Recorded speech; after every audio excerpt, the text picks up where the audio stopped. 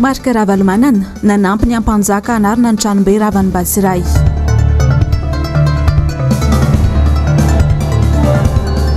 Fitantanana andraraham-pirenena tokony isy fikaonan-domy alohan'ny fifidianana hoy ny RMDM.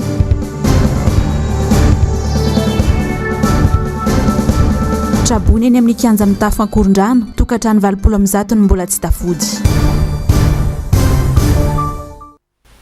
Manolotra ny araba tomboky lahy sy tomboky vavy sy tonga soa anatin'ny pejin'ny fampahalalam-bavao ny MBS amin'ny takariva izao manasana ohatra anaraka izany hatramin'ny farany. Isan'ny manana ny lanjany sy mampiavaka ny vahoaka any amin'ny faritra Mananjary ny fanajana ny ampanjaka sy ny tranombe. Betsaka tamin'izy ireo araka izany no tonga ny taraina tamin'ny Filomarika Ravalomanana nandritra ny fandalovany tamina toerana maromaro tao Mananjary. Avy hatrany dia nitondra fanampiana ho azy ireo ny Filomarika Ravalomanana. Ramano Menjanahary, Manora Andriamalala. Ambato faritana ny tsena volo no anarany ity toerana ity. 20 kilometatra miala ny Mananjary no misy azy io. Toy izao no faharavana sy ny fahavoazan'ny trano fonena n'ireo mponina. Vokatry ny fandalovan'ny iray rivodoza Batsiray iny. Nijanona avy hatrany ny fiara izay nitondra ny Filomarika Ravalomanana. Raha vao nosakana ny ireto fokon'olona ireto. Avy hatrany dia raikitra ny tafa sy ny diniky ny mpianakavy. Ireto farany izay tsy ny ambahamba. Nilaza sy ny taraina fa ahina mafy ny fiainan'izy ireo aoriana kely ao. Akondro sy farampay no tena sakafona eto. Saingy izao no fahasimban'izany ankehitriny. 80% ny fambolena tena vita tanteraka mihitsy. Zany tena vita na girofo na letchi na kafe sy vanille. Tanteraka mihitsy. Kazaha sy hisy, farampay sy hisy. Zao sakafo tena sisy. Tena zéro mihitsy. Makafitaka anareo na mba mijery madinika tasalo zao na ety mandrafikazo mampaherenareo zay marina fa elaela angamba zay efa niserinandro ny fahavoazanareo tamin'ny cyclone fa atao oana avy zao zay vao tonga satria ny lalana tapaka hitanay dao le hazo lavo rehetrarehetra reny menjera no ny rivotra dia faly makafitaka anareo voatranankena no mbola sisy olona nandalo misy hoe mba ninahotrany anareo zao mbola sisy mbola ho avy izy.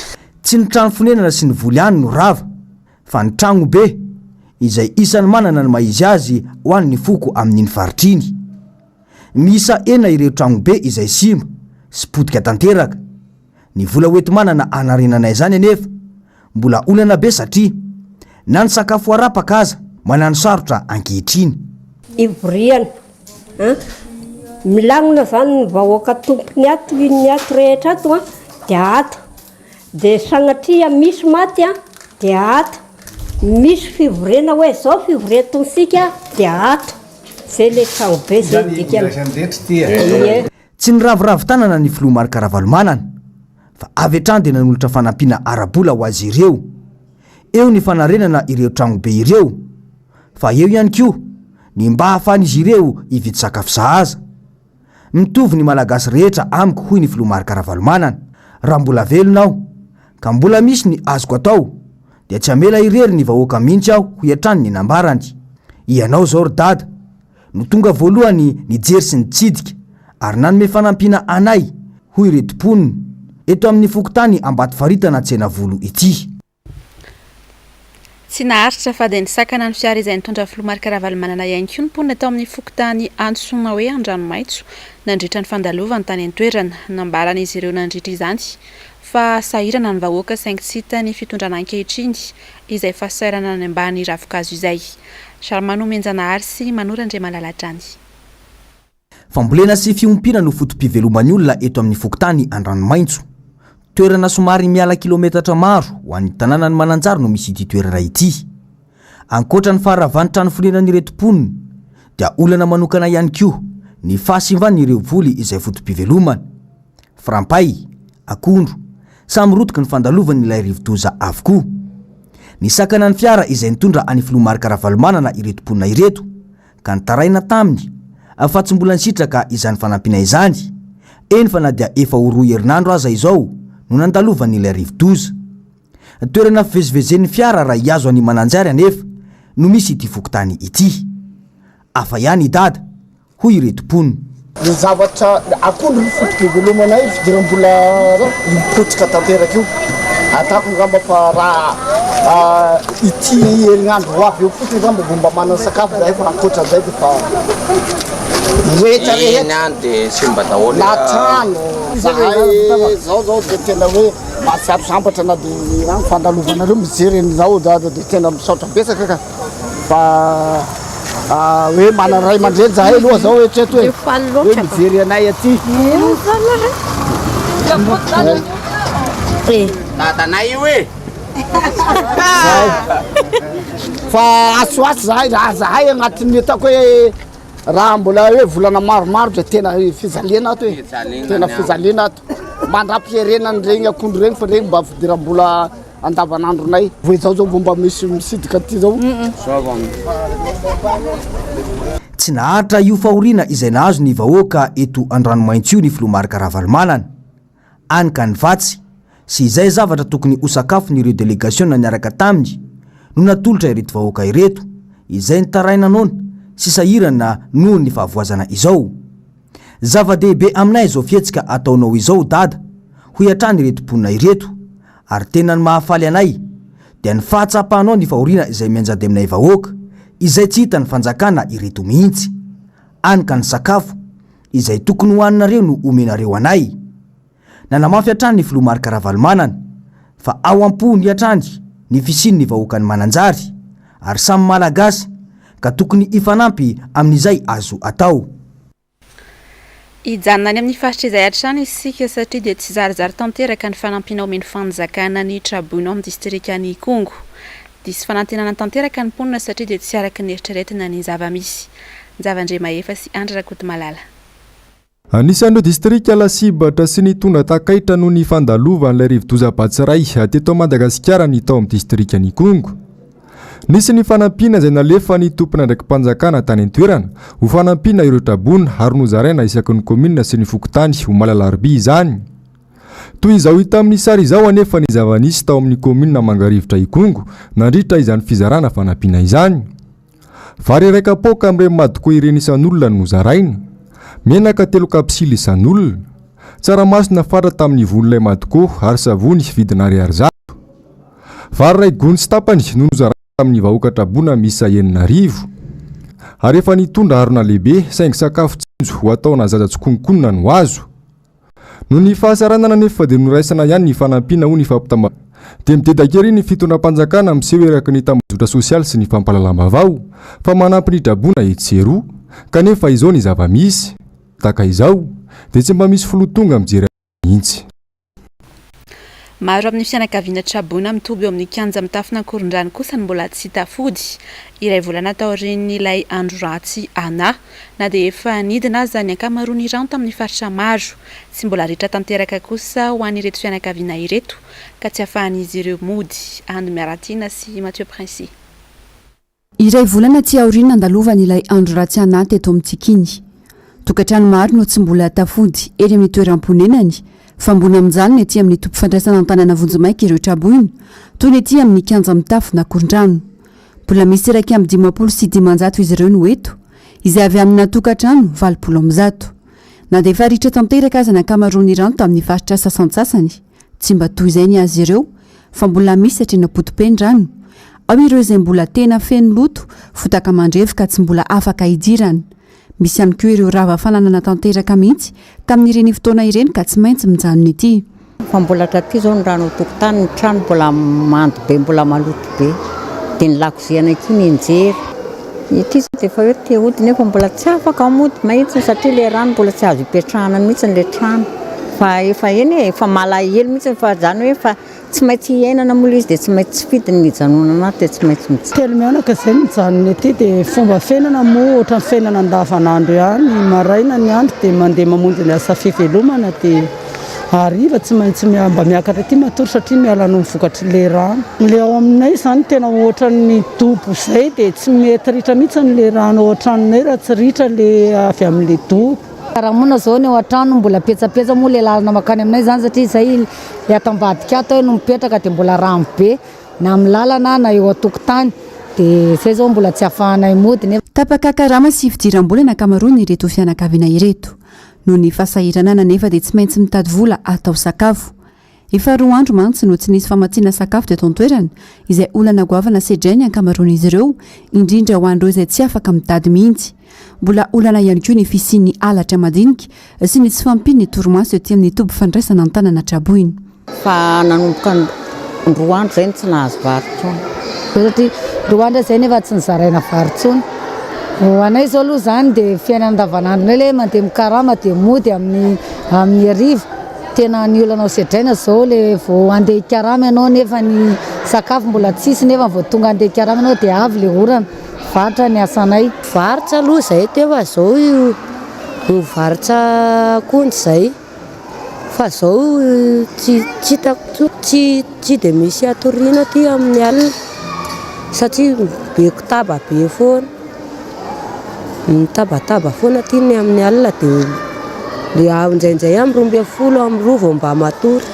Tsy ampy misy raha andeha zay tady vola dia misy mangalatra reto.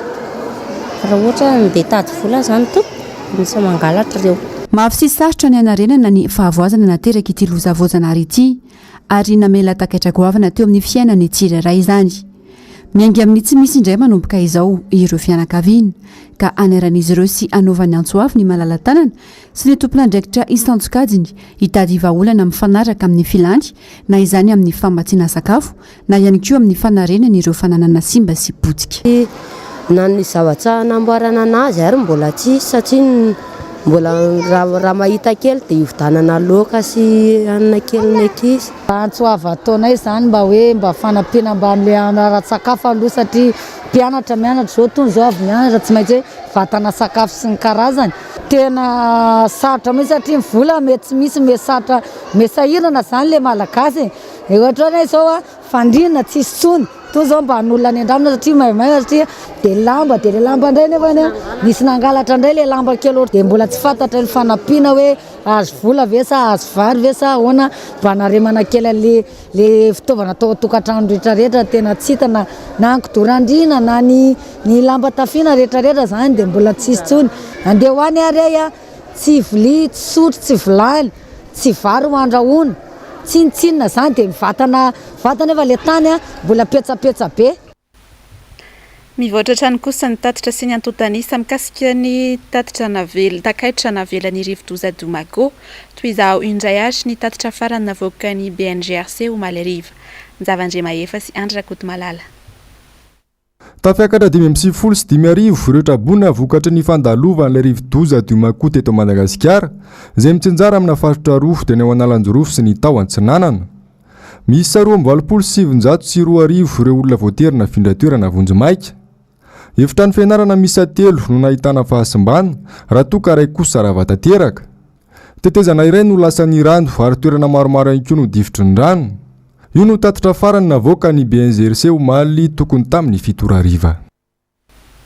Eo amin'ny vavany mety ho toetry ny andro dia nivadika rivo-doza ny maraina teo ilay andro ratsy tao amin'ny ranomasimbe Indiana ary nahazo anarana hoe Mnaty.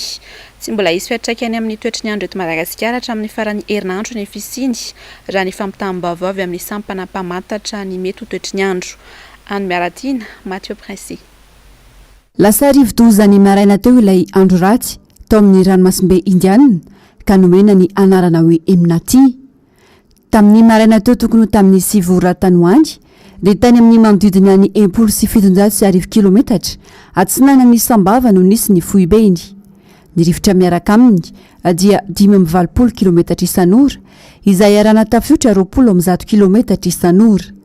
Mikisaka miakandrefana izy ka mahafaka 20 kilometatra isan'ora. Miakandrefana na andrefana somary atsimo andrefana hatrany izy hatramin'ny alahady ka anakaiky ireo nosy rahavavy.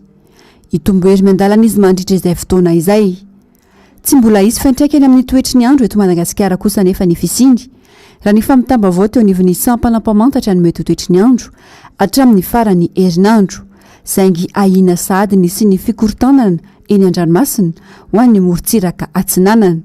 Any amin'ny alahady any no antsika zany tena mahita mazava tsara no mety hoe Tratany mety na somary mianatsingo koa hitantsika ihany ny toeran'izay fanazana zany ny any an-dranomasina zany rehefa somary izy fiportanana kely ny toetrandro eny amin'ny morotsiraka tsinanana iny manomboka an'izay amin'ny alahady izay tsy mbola misy aloha zany ny filazana loza na hoe fampitandremana mahakasika ny tsy mbola misy araka izany ny fampitandremana loza mahakasika ity rivo-toza ity amin'izao fotoana izao. Ny aran-doza ny mpiandraikitra tily sy ny mpanazavy faritany Bongolava raha avy niatrika fiofanana tany Antsirabe ny farany herinandro teo maty sy tradrano ny rola raha mbola manaraka fitsabonany amin'ny hopitaly kosa ny sasany. Tantely Razana Mahefa sy Anjara Rakotoniasy MBS tsiroany mandidy.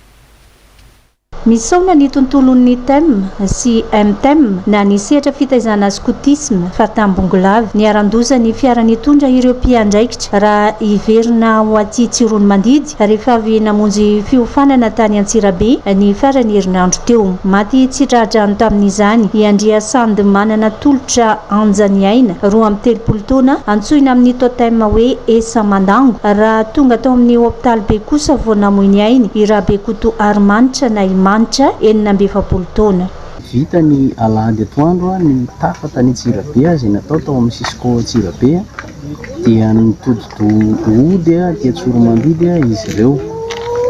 Ainga tany izy ireo tamin'ny 2 atoandro eo ary teo eo amin'ny tamin'ny 7 sasany alina teo eo no niaran-doza teo amin'ny lalana izay mihazo amin'ny Tsoro Mandidy elanela ny Tsinjo Arivimanga sy Ambonimarina ry zareo.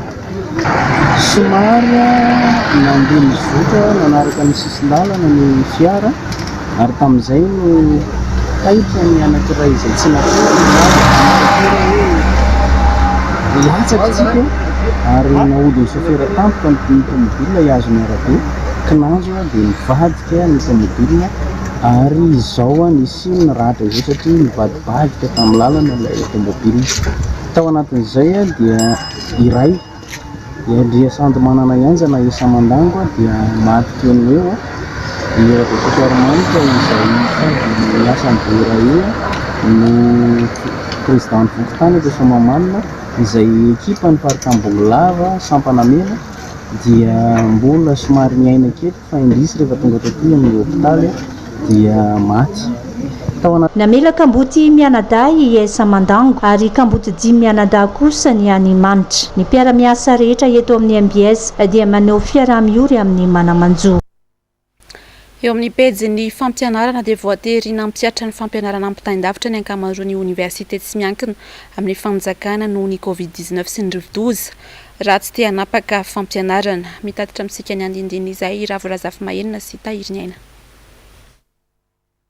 Tsy voaresaka matetika ireo université tsy miankina fanjakana nandritra ny fihibohana sy ny rivo-doza izay voatery nampiatona ny fampianarana matetika. Manana safidy ny sekoly iray sendranay rehefa avy amin'ny taona toy ireny. Tsy maintsy mijery ny tombotsoan'ny mpianatra nefa no miaro ny eny ankizy ihany koa ary indrindra ampihena farak'izay kely ny fotoana tsy ianarana. Dia tamin'ireny fotoana ireny mbola somary salasala ihany ny teto anivon'ny sekoly hoe ho ampidirina sa ho ajanona ahoana ny atao ho tohizana ve fampianarana ny ankizy. Dia nanohy herinandro zahay amin'ny ataontsika hoe privé-ny tena zany dia nanohy herinandro zahay.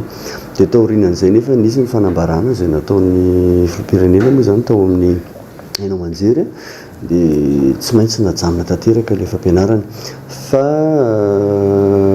mitady hevitra indray zany teto anivon'ny sekoly dia hoe mba tsy hampijanona nisy fampianarana satria ho lasa taona fotsy zany ny taona anankiray dia navadika ho ampitain-davitra na en ligne ilay izy. Dia tao anatin'izay no nanazarana nyreo mpianatra ireo niditra tao anatin'ny en ligne. Saonan'Andriamanitra fa nisy izay hevitra izay dia mba afaka nytoy ny taona ray an'ny ankizy satria semestre anankiroa ny L anankiray ozy izy tsika. Dia ao anatin'izay semestre anankiroa izay ny L anankiray raha ataontsika hoe sanatriavina fotsiny semestre ray izay maharitra 4 bolana hatramin'ny 9 bolana no tapaka dia efa fotoana very be dehibe ho an'ilay ankizy. Any amin'ny fampianarana ampitain-davitra ny vahaolana voalohany ampihenana ny fahabangana vokatry ny aretina sy ny rivotoza. Mbola mampanano sarotra nefa izany indrindra ho an'ireo mpianatra efa zatra mankany an-tsekoly sy miatrika ny mpampianatra. Ny ankizy zatra mifanena aty an-dakilasy sy ny ankizy zatra mifanena samy mpiara-mianatra, samy mpampianatra mivantana dia somary tsy dia tena tian'ilay ampitain-davitra. Fa ho an'ireo izay efa tena ny zatra ny ampitain-davitra hatramin'ny voalohany ireo zany mazoto foana hatramin'izao. Fa fomba fampiresahana tamin'ireo ankizy ireo ihany nefa nafahana hoe nametraka an'zareo hoe aleo miezaka ihany ianareo manao an'ilay ampitain-davitra satria raha itoy izao isa-taona tsy maintsy hisy foana zany raha toa ka mbola tsy voary tanteraka tsy fongana tanteraka ity aretina ity na ny cyclone ihany koa nke tsy maintsy hisy foana isaky ny fotoana tahaka izao tsy maintsy misy foana ny cyclone. Manana ny lesona izay efa misy izy miaraka amina support de cours na ren'le taratasy izay omena azy ireny fa ny exercice zany dia hoe zahantsika foana omena na ampitain-davitra ary le izy dia azavaina tsara izao ny zavatra andrasana aminareo. Eo amin'ny fifandraisan'ny Madagasikara sy Japon dia anatanteraka fiofanofanana fahaiza-manao any mpianatra sy ny mpampianatra ary mpiasa eny anivon'ny anjerimanontolo amin'ny alalan'ny visioconférence ny fikambanana JICA ao anatin'ilay tetikasa JICA Cher. Ny andindin'izay ary tateriny Ravirazafy Mahenina sy Tahiriny Aina. Ny fampandrosoana ara-toe-karena tontolo fampianarana ary ny antsoina hoe demokrasia any Japon no lohahevitra Zozaraina teratany Japonais. Tsy misy fetra ireo afaka handray anjara amin'ny alalan'ny visioconférence raha ny amin'ny Grand Amphi ny université Ankatso kosa no atao izany ho an'ireo maniry ny anatrika mivantana. Voalohany zany ny tenentsika teo le révolution Meiji zany hoe le tena mihitsy zany le fiatomboan'ny voalohan'ny modernisation zany ny japonais hoe ahoana zany zareo tamin'ny 18e siècle zany firenena hoe mitazona tradition ahoana zany zareo nafaka se moderniser aingana koa natin'le izy. Dia ny faharoa zany mikasika an'izay zany ny tena hoe traikefa zany ny japonais eo amin'ny lafiny fampandrosoana sy ny fifandraisany amin'ny tany afrikanina. Dia amin'io ndray zany tsika zany dia jerindray hoe inona zany ny tena hoe fototra ny faran'le fampandrosoana dia jerintsika amin'io iompana be koa zany zavatra zay amin'ny sakavina demokrasia le izy. Atria moa zany resabe misy demokrasia hoe ahoana marina demokrasia firenena mpandroso sa ahoana fandehany misy demokrasia hoe amerikanina misy occidentale misy nitaratra ny zavatra hoe inona marina zany le demokrasia. Dia ny fahatelo zany ny resaka modernisation ny éducation en Japon zany satria tena teo hoe ny capital humain zany hoe ny olombelona zany ny fototra koa zany amin'ny fampandrosoana. Dia ahoana koa zany nanaovana zareo azy hoe ahoana zany nafahany zany moderniser ny fampianarana io tany aminy ny lalana nalehany zany. Misy anankifito moa zany tena marina le cours atao fa atreto zany aloha telo zany aloha ataontsika aloha amin'izao voalohany zao dia vita telo zany dia zay vao hoe ahoana zany ataontsika zany ny manaraka. Nosafidiana manokana moa ireo lohahevitra ireo no izy mety azo alaintahaka hitondra fivoarana eto amintsika traikefa nozaraina ka natsoahana fahaizana ahafahana ampiarina avy hatrany. I Japon izay tsivina fa firenena nahantra tany amin'ny taona 1920 sy 1920. Zany hoe io fiovanany tamin'ny fotoanan'ny empereur Meiji io zany no isan'ny izay mahatonga le cours voalohany hoe momba ny révolution Meiji io ny isan'ny azo lazaina hoe nahatonga an'le fampandrosoana tany Japon. Io no nahatonga ny industrialisation koa. Dia zay amin'ny lafin'ny toe-karena zany hoe tsy maintsy iray ve ny lalana tsy ny lalan'ireo tany tandrefana ihany zany fa taty aoriana koa nisy an'ireo tany aziatika ny japonais moa voalohany dia avy eo nisy an'ny Corée sy ny namany Corée du Sud. Dia zay ny antony hoe ho an'ny mpitondra fanjakana ho an'ny mpampianatra mpikaroka indrindra be ho an'ny mpianatra dia tsara ihany mahafantatra hoe inona ny tranga tany amin'ireny tany hafa ireny akoatra ny tandrefana moa zany. Ny 14 aprilo avy izao no tanterana ny fampianarana miisa roa dia ny révolution Meiji izay nanomboa ny fanovana tao Japon. Ny volana Mey kosa no anarahana ny endriky ny fampianarana any an-toerana. Anatin'ny ady mafy manoloana ny firongatra ny valanaretina Covid-19 ny Hong Kong amin'izao fotoana izao. Miparitaka izay tsisy ilay variant Omicron any an-toerana ary tsy maharaka intsony ny hopitaly sy ny mpitsabo mandray marary. Nzavandre Mahefa sy Andra Kotomalala. Toy izao amin'sary izao ny zava-misy any amin'ny hopitaly andraisana ireo marary ny Covid-19 ao Hong Kong. Feno marary ny fandriana ary tsy maharaka intsony ny fitaovana sy ny mpitsabo amin'ny fandraisana an-tanana azy ireo. Tsy mitsahatra misy marary vaovao tonga foana nefa isan'andro isan'andro ary voatery miandro maromaro eny ivelany izy ireo noho ny tsy fampiany izay fitaovana izay. Tsy ampy ny fanafody, feno avokoa ny toerana andraisana ireo marary. Tsy ampy ihany koa ny mpitsabo sy ny mpiasa ny fahasalamana. Izahay izao efa ora maromaro no niary teto ivelany teto, saingy mbola tsy afaka mandray anay ireo mpitsabo. Miandro fanafody izahay ary andeha hody rehefa aveo. Raha toa ka manalefaka tsikelikely ny fepetra ara-pahasalamana ao amin'ny arak'izany sy ireo firenena manodidina, dia ny mifanohitra amin'izay ny zava-misy ao Hong Kong. Nandray fepetra ny fanjakana any an-toerana ka nogiazana avokoa ireo hotely lehibe fandraisam-bahiny rehetra andraisana ireo marary ny Covid-19. Tanjon'ny fitondram-panjakana tao Hong Kong ny tsisian'ny Covid-19 intsony, na hoe zéro Covid tamin'ity taona 2024 ity. Ny tsy mbadika nefa ny zava-misy noho ny fiparitahan'ilay variant Omicron, ka ho sarotra ny atongavana amin'ny tanjona io ho ny fitondram-panjakana any an-toerana. Tsy isy kosa ny fihibohana ho hiatrany ny fitondram-panjakana Hong Kong, saingy ny fepetra sy ny fampitomboana ireo toerana andraisana marary no tsy maintsy tadiavana vahaolana. Araka ny tatitra farany moa dia tafiakatra 204,000 ny tranga vaovao tao anatin'ny 420 ora tao Hong Kong Malalarby. Mety ho tafiakatra hatrany amin'ny 3 alina isan'andro izany amin'ny volana Martsa raha toa ka tsy mitandrina ny rehetra ho hiatrany ny manam-pahaizana any an-toerana.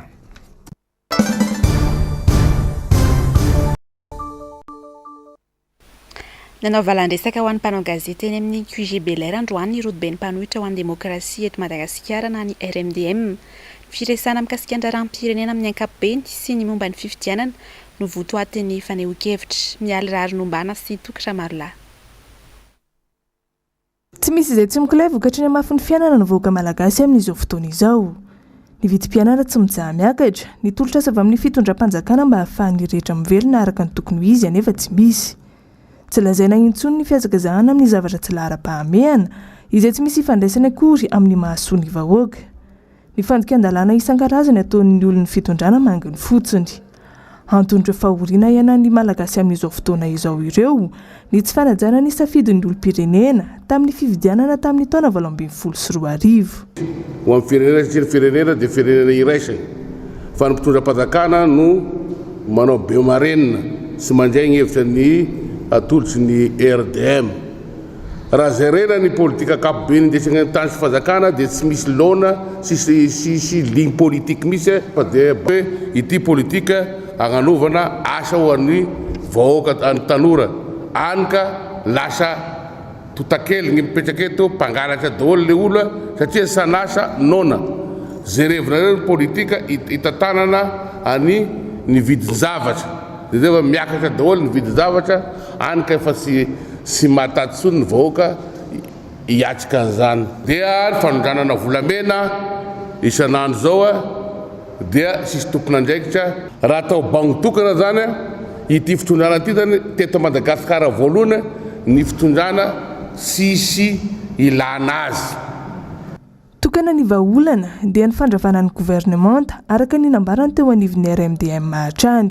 Tsy ho ela ihany koa ny taona 2024 hiatrehan'ny Madagasikara ny fividianana filoham-pirenena indray ary efa mikenokenona amin'ny fanatanterahana izany ny rehetra indrindra fa ny eo anivon'ny CENI.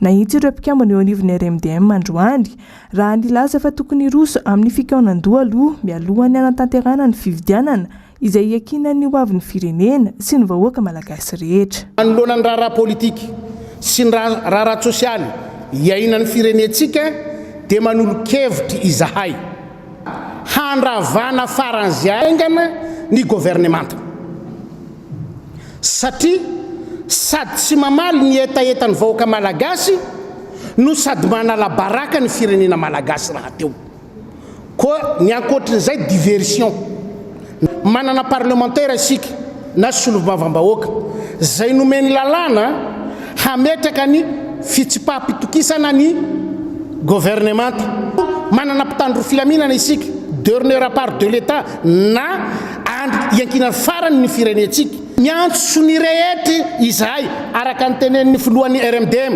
mba hanaovana fikaonandoha mialohan'ny fifidiana hanarenana ny firenena fa latsaka katerena tanteraka ny firenetsika ankehitriny ny fifidanana hoy zay dia tsy misy fatao fa alohan'izany fifidanana zany tsy misy misy fikaonandoha andinina ny zava-drehetra andinina ny problème ny CENI ny vice-président ny CENI dia milaza hoe fa ny lalàna ho sy ahafahany manao ny refonte électorale jerena zany ny andinina nio HCC io ahoana ny fipetraka io HCC io fa raha sy voadinika daholo zany dia sy anjary zany ny élection 2023 reto zany tena imbonana aty sy mesy ny vahoaka malagasy mikondoa hitadavana ny vahaolana indesana zany firenena zany.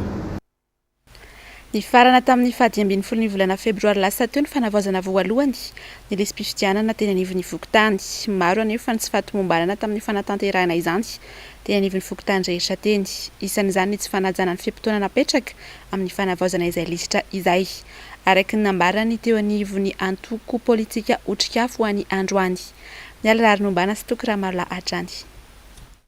Nahitsy teo anivon'ny antoko politika otrikafo androany raha nilaza fa tsy voahaja ny fiampitoana navaozana ny lisbifidianana izay nanomboka ny voalohan'ny volana desambra taona 2024 ka hatramin'ny fahadimy ambin'ny folo ny volana febroary lasa teo. Mbola maro amin'ireo olom-pirenena no tsy misoratra ao anatin'izay lisitra izay kanefa tonga rahampitoana teny anivon'ny vokotany misy azy ireo. Efa hita sahady ny tsy fahombiazan'ny CENI vaovao araka ny voalazany teo anivony ity antoko politika ity.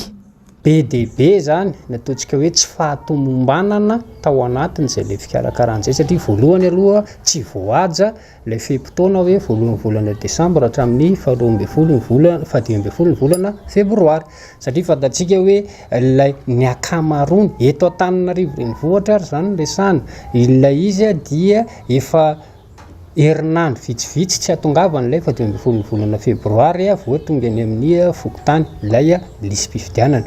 Ny faharoa ihany koa dia ny hoe aminay raha ny fahalalànay kely makasika ny lalàna zany dia ny hoe ny atao hoe fahadimy ambin'ny folo ny volana febroary dia tsy tapitra izay raha tsy amin'ny 12 raha alina. Mahagaga nefa herinandro 2 andro mialohan'ny fotoana dia efa tsy hentsony ilay izay olona tonga zany apiditra ny anarany ao dia vao hoe efa lasany amin'ny commune ilay liste. Raha ny otrikafo ny anontaniana hoe manahoana ny bilan'ilay asan'ny CENI voalohany dia tsotra be ny teninay hoe négatif aloha raha in'ilay vokatry ny asan'ny CENI voalohany iny satria nikorontana tanteraka ilay fikarakarana zareo an'ilay lisbifidianana ka raha zany ary ny tranga misy eto Antananarivo renivohitra manahoana ny any ambany ravikazo rehetrarehetra any. Miombon-kevitra ny amin'ny anaovana refonte ny lisbifidianana ihany koa ny eo anivon'ity antoko politika ity araka ny nambaran'izy ireo hatrany. Tao anatin'izany dia nanolo-kevitra ny isian'ny fifidianana madio sy mangarahara fa indrindra tsy hiverena ny resaka doublon sy ny osika intsondry ihany koa izy ireo. Tao amin'ny otrikafo zany dia miombon-kevitra tanteraka amin'ireo mpisehatra amin'ny fifidianana rehetrarehetra mitaky anaovana an'izay refonte na liste électorale zay satria fantatsika tsara fa ity ilay liste électorale amin'izao fotoana izao tinga ny nampiteraka resabe tamin'ilay fifidianana farany teo satria misy an'iny 1 million mahery na doublon iny ka raha zao fomba fiasa ataon'ny CENI zao dia ohatrany mbola mampiaya anay indray hoe mbola mafy in'ilay doublon amin'ny doublon na karapanondro amin'ny fikarakarana ny fifidianana. Zay zany mieritreritra fa melohany irosotsika amin'ny refonte na liste électorale io tokony ho fidina amin'izay koa ireo lehibean'ny fokotany eran'ny Madagasikara ireo dia tokony lehibean'ny fokotany voafidy no ampikarakaraina n'ilay refonte na liste électorale satria fantatsika tsara ny district ny manendry an'ireo dikan'izay zany raha ny district ny manendry ny lehiben'ny fokotany hatramin'izay ka hatramin'izao tsy maintsy ho redevable amin'ilay mpanendry azy izy zany sy manana anjara andraikitra ngezabe amin'ny fahadiovan'ny fifidianana na mety eo fangalaram-bato amin'ny fifidianana ny lehibean'ny fokotry maninona mba ahafahantsika mizotra makany amin'izay lalany hoe fifidianana madio sy mangarahara zay dia tsara ny sy ny fifampidiniana ambony latabatra amin'ny mpisehatra amin'ny fifidianana. Tsy ahivina fa anisany ametraka fitoriana teny amin'ny fitsarana miady amin'ny resaka kolikoly na ny paka etsy amin'ny 17 hektara mikasika renirara doublon tamin'ny fifidianana tamin'ny taona 2024 ireny ny otrikafo. Nambaran'izy ireo fa mbola tsy misy toy raharaha ary mbola tsy nisy ihany mpiantsona azy ireo teny an-toerana hatramin'izao. Nitondra fanazavana mahakasika ny dia ny filoha Marc Ravalomanana sy ny bureau politika ny Antoko-Tiky Madagasikara tany amin'ny faritra Atsimo andrefana tamin'ny faritra Atsimo Atsinanana iny ny mpandrindra nasionaly ny Antoko-Tiky Madagasikara Jean-Claude Rakotonirina. Nambarany ary tamin'izany fa ity distrika ity no anisan'ny nitondra faisana vokatry ny fandalovandrivo-doza Batsiray kanefa mbola tsy nahazo ny fanampiana tamin'ny fitondram-panjakana taorian'ny vona nahazo azy ireo. Ny filohan'ny Rodiben'ny mpanohitra Marc Ravalomanana treto no nijery sy nitondra fanampiana ho azy ireo. Horantsika ny fanampanazavana mahakasika izay. Andraikitry ny fanjakana tanteraka no tsy maintsy miahy sy mitondra vahaolana manoloana n'izay fasairanana vokatry ny fiatraikany reny rivo-doza reny ontsa dia ontsa ny fo satria dia tanàna rotobotiky nyzany rivo-doza zany tokoa natrena tao mananjary ary tsy vitan'izay ihany koa fa dia niezaky nitondra ny vahaolana sy ny fanampiana ny vahoaka zavatra hita tany dia mitoreo mangataka ary mitalao mihitsy ny voaka ray mananjary fa raha nandritry ny fotoana natongavanay tany dia mbola tsy tataratra mihitsy izany fiahina sy ny fanampinan'ny olona ao anatin'izany resaka traboina izany. Herinandro aoriana nandalovan'izany rivo-doza zany dia mbola tsy tataratra zany fandraisana andraikitra sy mivantana mipakany amin'ny vahoaka zany. Mino izahay fa taoriana ny fanairana izay nataon'ny filoha Marc Ravalomanana tamin'ny alalan'ireo hetsika izay natao ihany koa ny fanampinan'ny voaka tany Mananjary dia tokony hipaka sy tokony ho tsapan'ny voaka ny Mananjary amin'izay zany fanampinan'ny fiahina azy fa dia tsy misy horaisina na ny volo fihinana andavanandro dia tsy misy mihitsy ny sakafo hoan'ny olona ny Mananjary eo raha teo ihany koa faravan'ny trano izay mila famonjena sy fanampiana tokoa. Amaranantsika ny vaovao tahaka ny mahazatra dia ny famotinana ny fandaharana miara-manonja ho an'ny androany. Lafin-javatra maro mifandraika mivantana amin'ny fiainam-pirenena sy ny sosialim-bahoaka moa ny voaresaka tao anatin'ny fandaharana. Isan'izany ohatra ny fampanantenana nataon'ny filoha tamin'ny fampelezan-kevitra izay saika tsy nisy tanteraka hatramin'izao. Fa voaresaka tamin'ny fandaharana ihany koa ny mahakasika indrindra ny tokony anaovana ny fanavaozana tanteraka ny lisam-pifidianana. Onja Lalaina, Ranaivomanana sy Andry Rakotomalala. Fitondrana nandisy fanantenana ny akamaroan'ny olom-pirenena ity fitondrana Andry Rajoelina ity. Maro loatra ireo fampanantenana natao tamin'ny vahoaka nandritra ny fotoana fampelezan-kevitra no tsy misy tanteraka amin'izao. Anisan'izany mahakasika ny vidim-piainana izay tsy mitsa-miakatra kanefa dia ny ampidinana ny vidim-bary no nilokalokana tamin'ny vahoaka nandritra ny fampelezan-kevitra. Tsy nankasitraka n'le fitondrana teo aloha nefa amin'izao miverina aleo koa hoe tamin'ny HVM toy izay amin'izao fitondrany ankehitriny izao zany satria tsy nieretseretiko zany ny izao noho ny aviany ho nitongavan'ny fiainam-bahoaka tamin'ireny 73 député reny satria maromaro reo anisan'izay anatin'ny fitondrana ankehitriny zany ao amin'ny ny député tamin'ny 73 député maromaro tsy voatanisa eo ao moa ny ministre ny fitaterana izay anisan'ny nahery fo ao ny président ny assemblée satria ny eritseritsy ny vahoaka zany hoe tamin'ny fitondrana tamin'ny HVM ny vidim-bary ny 400 amin'ny kapoaka amizao fanovana ny taken'ireo 73 député teo fa hoe tokony hihenany ankoatran'ny 400 ho izy ny vidim-bary tamin'izany nefa tena au contraire amizao fitondrana izao zany ny zavatra miseho. Anisa mizaka izay fahadisom-panantenana izay ny tanora izy ireo izay natao fakana vady fotsiny nandritry ny fifidianana fa rehefa lansy tonga teo amin'ny toerana ny mpitondra ankehitriny toa tsy tsarony akory ny fampanantenana nataony. Tena manao be marina nareo namanarina satria rozy zany ny tanora manko hiteneniko le anina manarina ny tanora no voalohan-jaraha eto amin'ny firenena Madagasikara ary tena maro anisa ka mahatonga ahy manao be marina andozy lafa rozy zany eo amin'ny fitonjana indrindra fa ny fitonjana ankehitriny ataondozy ankilabao ny tanora lafa eo amin'ny fitonjana rozy tena tsy jerendro ka noho izany zany anjema to Andry Rajoelina mametsaha mpialanao indrindra fa ny membre de gouvernementa lafa tsy vitanareo raha rahampirenena aty mametsaha mpiala tompoko.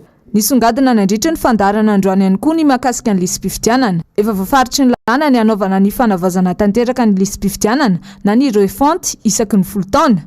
Ny fanavaozana izany no antoka hampangarahara ny fifidianana. Ny registre électoral national registre ny resaka eto fa ao anatin'io registre na atao hoe registre électoral national io no misy ny listre électoral isaky mifarim-pifidianana fitambarany listre électoral isaky mifarim-pifidianana no manome an'io registre faratampony io ao anatin'io andininy faraiky amby folo io zany no milaza hoe isaky ny folo taona no anaovana ny fanavaozana tanteraka refonte zay ny resaka eto lalàna rehetra dia natao tanterana anjarany ny androm-panjakana voakasika anjarany sampandrara voakasika no manatanteraka azy sy manomana ny fanatanterahana azy tsy mba nandray lesona tamin'ireo zava-nitranga teto amin'ny firenena nandritra ny fitondrana ny fandimby ny mpitondra amin'izao antony mampiemitra trany any Madagasikara fiamorana izay tsy mbola hita tao tanatin'ny 80 taona izao. Tapitra ny fampahalalam-baovao mankasitraka anao nanaraka izany hatramin'ny farany hoarahanao rehefa avy eo ny Global News ny fandarana ahoana marina ary ny horonan-tsary le prix de la trahison mametraka ny veloma mandrapitafa ao amin'ny rampitsindray ary